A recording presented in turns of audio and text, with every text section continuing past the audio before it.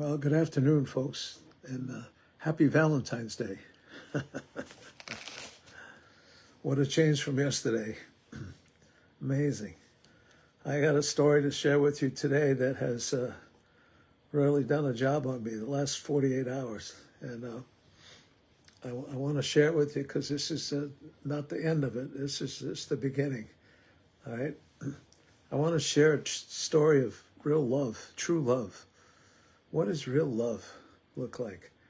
And I'm not going to spiritualize it, but you know that we know that by this shall all men know that you have love one for another.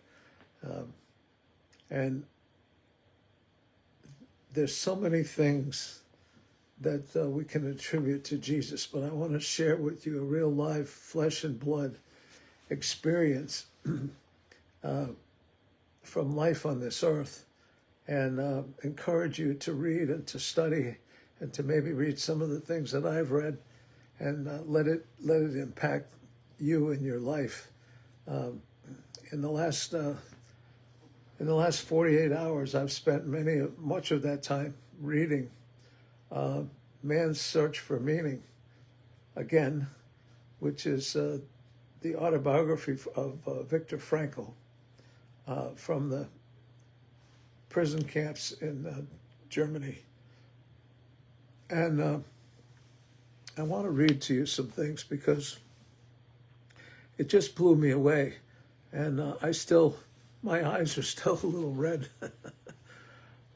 I shed a number of tears over what I read. And I just don't know how Viktor Frankl did this.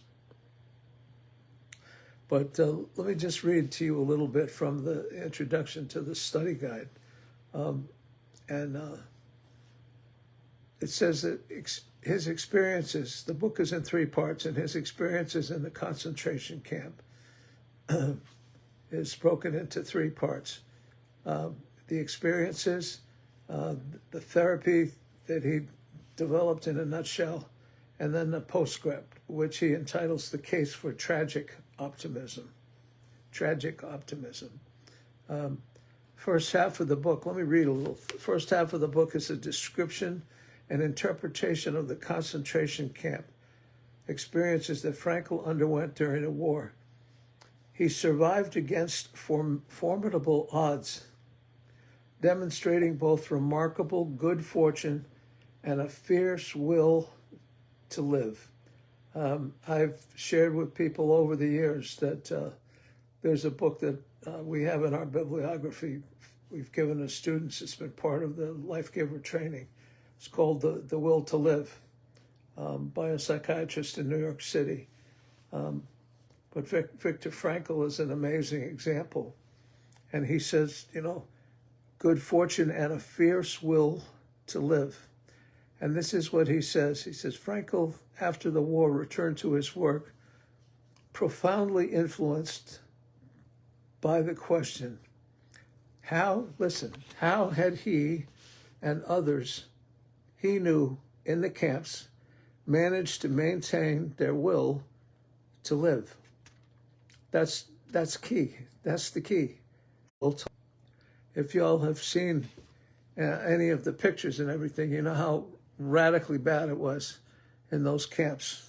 Millions of people died, lost their lives. Very few managed to get through. And the question continues to come up, how did they maintain their will to live? What kept them alive and sane in conditions in which literally millions died in hopeless despair? There's some key words in there, and those are words for people that are dealing with life-threatening illness, all right? Will to live. What keeps people alive? What keeps them going, all right? Yes, I know it's hope, but it goes deeper than that one word, hope, right? Encompassed in that is the will to live, right? And what kept them alive in sane conditions in which millions died, all right? And then there's a summary, he said, because the people that looked at this were Freud, Sigmund Freud, Alfred Adler, and Frankl. Freud, it says here, it went beyond the pioneering work of Freud, which is rooted in the idea that man is motivated by the drive for pleasure. Well, there certainly was no pleasure in those camps. It wasn't to be found there, right? And Adler, all right, that man is driven to seek power. Well, there was no power to be sought. You know, the only power they could seek was if they got involved with the prison guards, and then they were exercising authority and power over other prisoners, okay? And it says the author describes his method as logotherapy or in great detail. But Frankl came to realize that man can and will survive even the most extreme conditions if he has a strong reason to live. We've told people that over the years, a strong will to live. If you don't have a will to live, you're in deep trouble, right? I don't know how many times, you know, when you talk to people, one of the questions you want to know, and you should be able to answer this question for yourself, you know, what is your purpose for being here? What has God gifted you to do on this earth? What is your reason for being? And do you understand that? And do you see it? And do you have something planned out for your life? All right, where you walk that out and you exercise that desire. And so what he says here is, he said, Frankl came to realize that man can and will survive even the worst conditions. I read some things in the last 48 hours that were absolutely mind-boggling about what they went through in those camps. I've read this book twice before, and there's a lot of stuff that I didn't see. And I saw in the last 24 hours some things that were just horrible, absolutely horrible. They want to break your heart, right? But you can see that some of these people had such a passion for wanting to live life. They had a reason for wanting to stay alive, and their will to live was very, very strong. All right, a purpose or meaning in life that motivates him or her. And the author describes 3 versions of the meaning of life throughout the book: the effort to achieve, the motivation. Second is the motivation provided by love, and third, the courage and the dignity of the human spirit in the face of suffering. Let me read one other thing to you here. Frankl finishes part 1 of his book saying this: the definition, listen to this, the definition of the essence of liberation. That's what they were all hoping for. They were all hoping that they would be liberated, and you know that many of them never got liberated, all right? He finishes part 1 with his definition of the essence of liberation, which he describes as freedom from fear, the crowning experience of all. For the homecoming man is the wonderful feeling that after all he has suffered, there is nothing he need fear anymore except his God. Nothing to fear except his God. We're told that don't fear anything. Fear no man.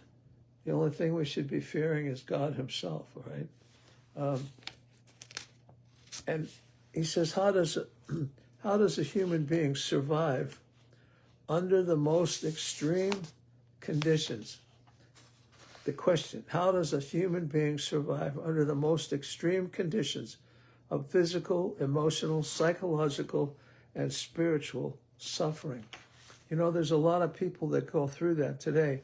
There's people that are patients today that are dealing with someone who don't have a support structure, all right? Is they go through that. They go through physical, emotional, psychological, and spiritual suffering, okay? Every kind imaginable. how do they survive that? How do some people survive that? And how come some people cave into that? Okay, and it's amazing. And he talks about that. And when you get through reading the first half of this book, you get a pretty good understanding of how somebody manages to exist in the midst of all of that. Frankl was able to go on and live his life. And the thing that amazed me, I told my wife last night, I said, you know, one of the things that really amazed me was that he had obtained a visa to leave the country and come to America or come someplace else other than Austria. And he turned down the visa. And he turned it down. He turned it down for one reason, and that's why I entitled this thing the way I did, True Love. Right? He did it because as he thought about what was going to happen and what the outcome of everything might be, he decided he was going to stay because of his parents. And that's exactly what he did. He stayed and and eventually was arrested and taken with his parents to Auschwitz. I think you all know that name. That was a death sentence, right? But he did that knowingly. He 100% knowingly, conscious decision, with his face set like a flint to go forward here. And he knew he would wind up giving his life. And he wound up, because he had been a doctor, he was able to help people while he was in the camps. But he also suffered a lot while he was in there himself. And you read about that. And it wasn't some easy experience for him. You have to read, and you have to think about it, and think about how does his life impact you personally? What does that say? What does it say to each one of us? What price are we willing to pay for the people that we love and care about? It's a serious question.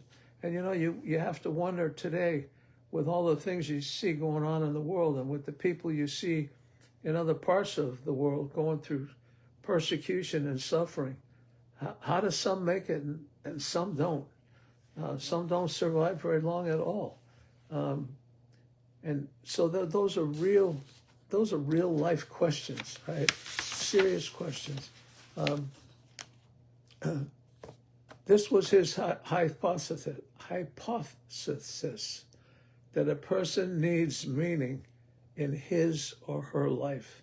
I mean, that's serious business. You and I need meaning in our lives.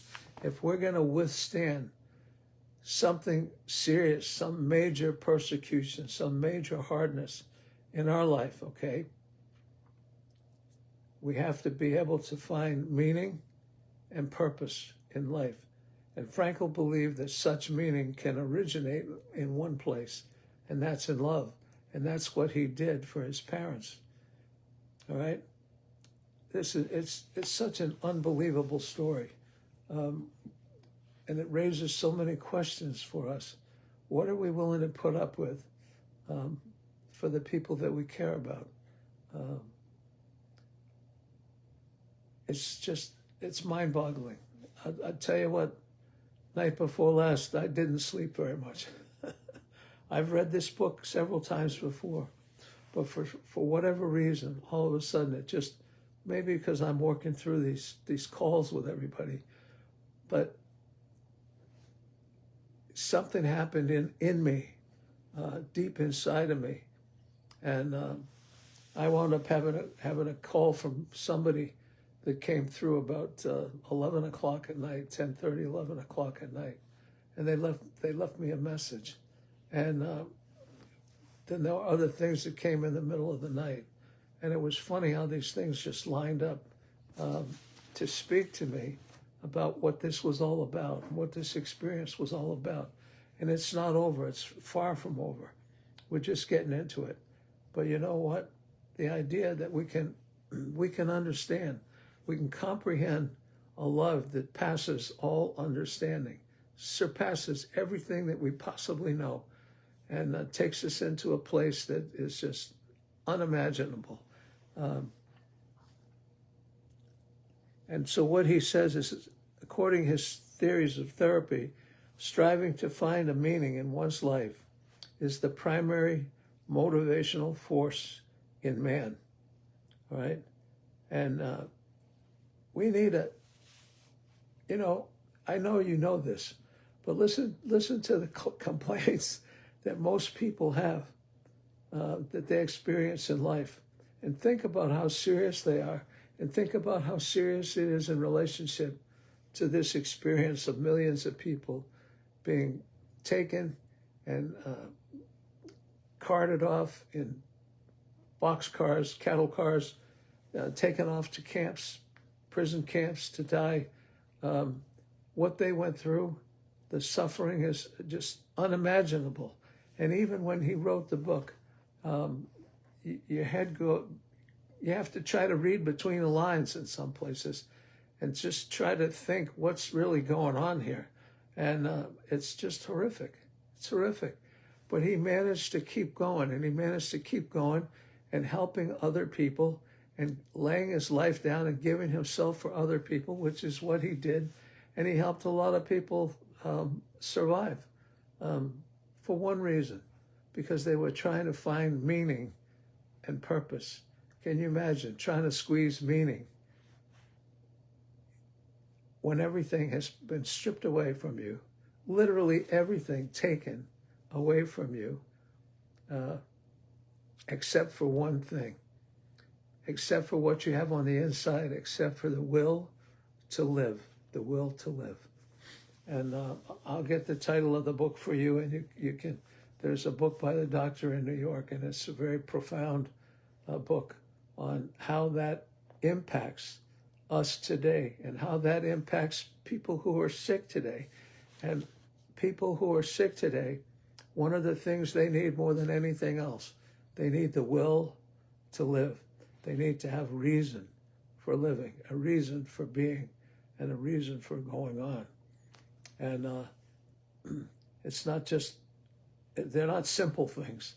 They're complex issues and profound issues, and but you can find them. And so I would ask you that as we move on from today forward, think about, why are you here? What are you doing? What's your purpose for being here? And as my dear friend who's now gone to heaven, Larry LeShan, as he said, used to say, what's the song you were created to sing? Why did God put you here? What are you here for? And you know what?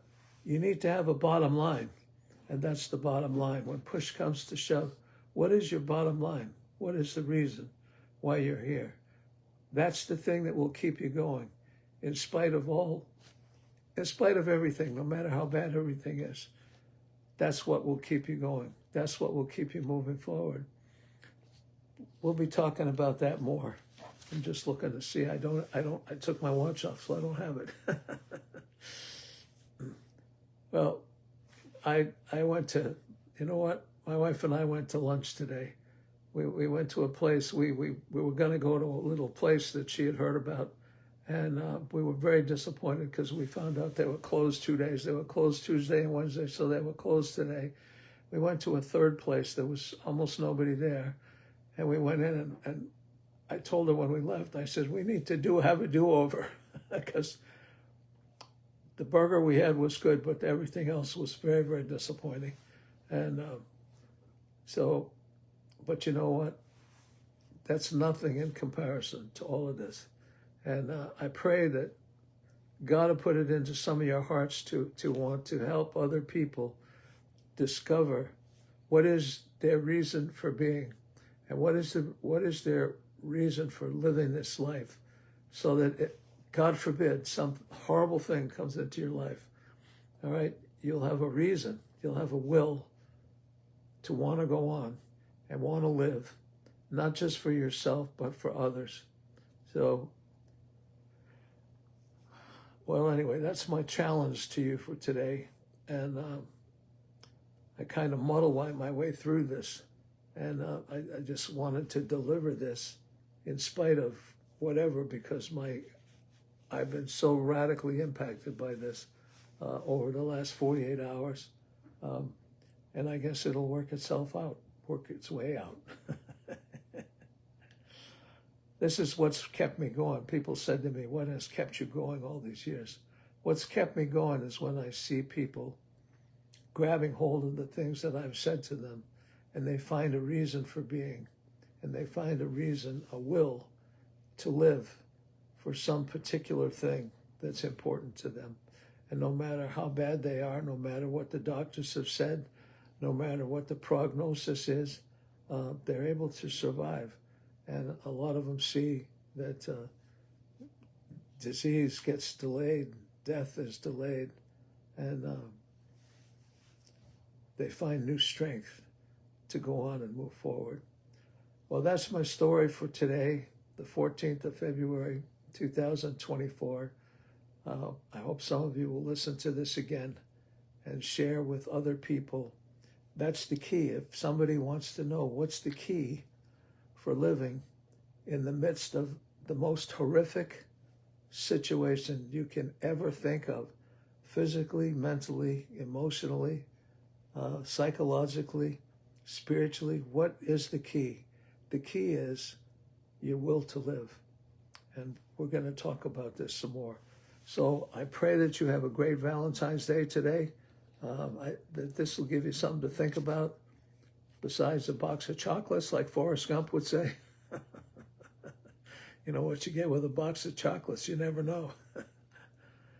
And that's the true with life too. You never know. All right, God bless you folks. Enjoy your day. And I hope that this will give you something serious to think about today. All right, have a wonderful evening. God bless you.